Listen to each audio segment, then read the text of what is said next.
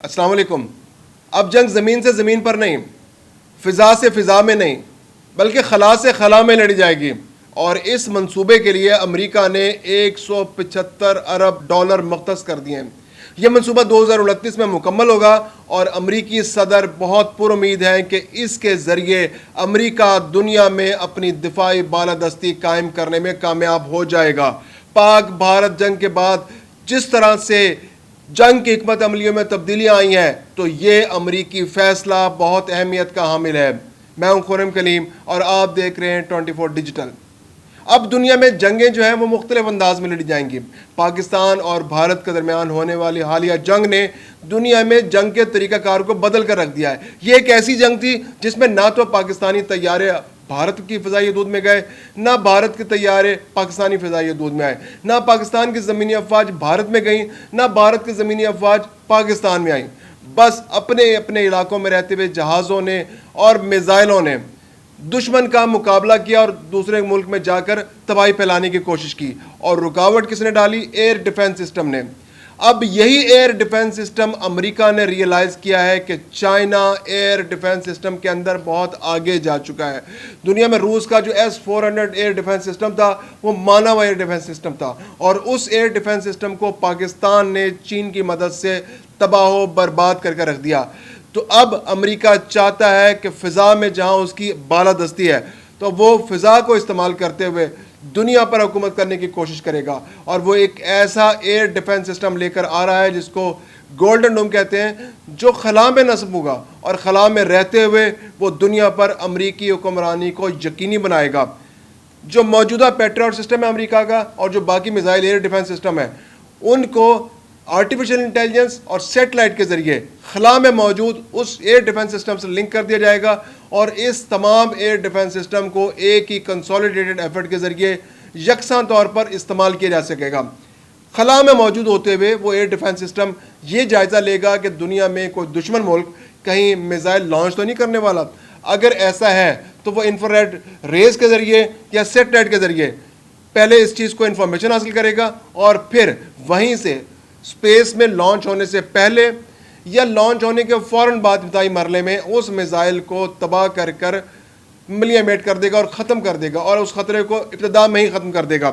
امریکہ کو اس وقت جو سب سے بڑا خطرہ ہے وہ چین سے ہے. امریکہ کو روس سے بھی خطرہ ہے. امریکہ کو ان دوسرے ممالک سے بھی خطرہ ہے جو میزائل ٹیکنالوجی میں بہت آگے بڑھ رہے ہیں. اگرچہ وہ پاکستان کا نام نہیں لے رہا، لیکن یقیناً اس کے ذہن میں پاکستان بھارت جنگ کا پورا نقشہ موجود ہے کہ جہاں پر پاکستان نے بھارت کے نظام کو تباہ کر کے رکھ دیا. اس کے علاوہ اس سسٹم میں سیٹلائٹ کا استعمال بہت زیادہ ہوگا، کیونکہ امریکہ، چین اور روس یہ تین ایسے ممالک ہیں جو سیٹلائٹ کے شعبے میں بہت آگے ہیں. تو یہ جنگ اب سیٹلائٹ پہ لڑی جائے گی، لیکن اس میں بہت سارے نقصانات بھی ہیں. نقصانات یہ ہیں کہ ایک تو یہ بہت غیر معمولی طور پر مہنگا پروجیکٹ ہے.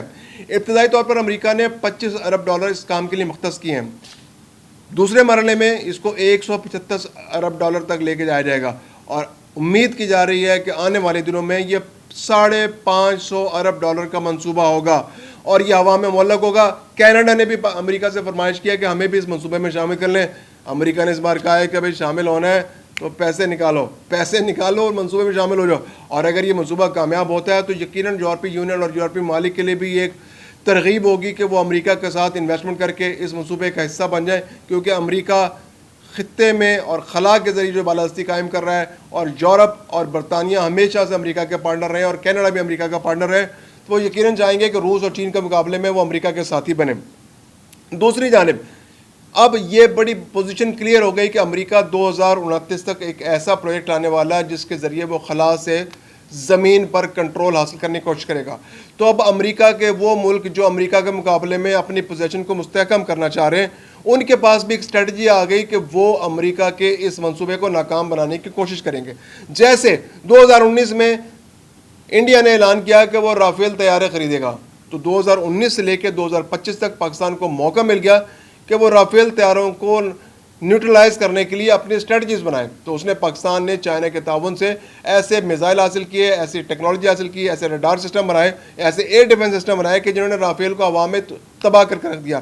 تو اب روس، چائنا اور جو ممالک امریکہ کو چیلنج کرنے کے لیے تیار ہیں، ان کے پاس بھی ایک ایسی ٹارگٹ ان کے پاس آ گیا کہ انہوں نے کس طرح سے اس منصوبے کو ناکام بنانا ہے, کیونکہ اگر وہ ایئر ڈیفنس سسٹم ناکام ہو گیا اور امریکہ نے اگر پوری کی پوری انویسٹمنٹ اس ایئر ڈیفنس سسٹم پر کر دی اور وہ ایئر ڈیفنس سسٹم خلا میں موجود رہا اور کسی وجہ سے وہ ہیک ہو گیا تو وہ ایئر ڈیفنس سسٹم وہیں پر ختم ہو جائے گا اور وہ بالکل مؤثر نہیں رہے گا. جیسے کہ ابھی بھارت میں ہمارے سامنے ایک صورتحال 10 مئی کو سامنے آئی یا 7 مئی کو سامنے آئی کہ جب بھارت کے ایئر ڈیفنس سسٹم نے کام کرنا چھوڑ دیا اور بھارت کو منہ کی کھانا پڑی.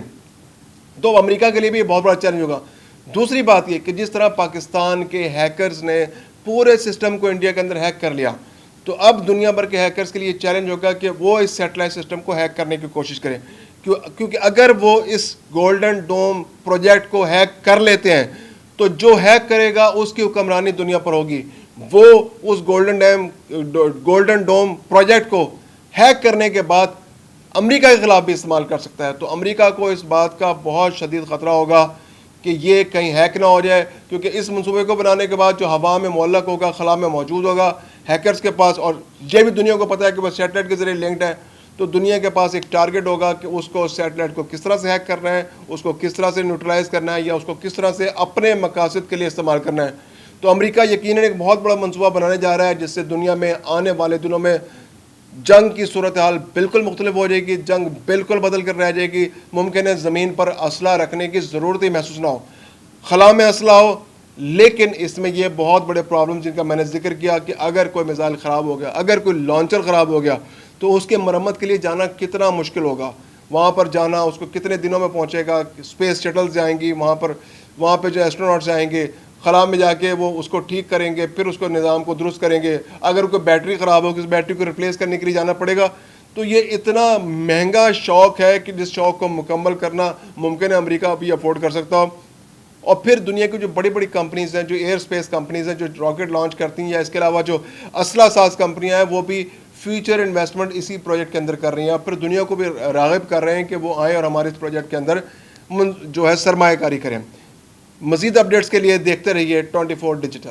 اب دنیا میں جنگیں جو ہیں وہ مختلف انداز میں لڑی جائیں گی. اب جنگ زمین سے زمین پر نہیں, فضا سے فضا میں نہیں, بلکہ خلا سے خلا میں لڑی جائے گی. اور اس منصوبے کے لیے امریکہ نے $175 ارب مختص کر دیے ہیں. امریکی صدر بہت پر امید ہیں کہ اس کے ذریعے امریکہ دنیا میں اپنی دفاعی بالادستی قائم کرنے میں کامیاب ہو جائے گا. پاکستان اور بھارت کے درمیان ہونے والی حالیہ جنگ نے دنیا میں جنگ کے طریقہ کار کو بدل کر رکھ دیا ہے. ایئر ڈیفنس سسٹم امریکہ نے ریئلائز کیا ہے کہ چائنا ایئر ڈیفنس سسٹم کے اندر بہت آگے جا چکا ہے. جو موجودہ پیٹریوٹ سسٹم ہے امریکہ کا اور جو باقی میزائل ایئر ڈیفنس سسٹم ہے, ان کو آرٹیفیشل انٹیلیجنس اور سیٹلائٹ کے ذریعے خلا میں موجود اس ایئر ڈیفنس سسٹم سے لنک کر دیا جائے گا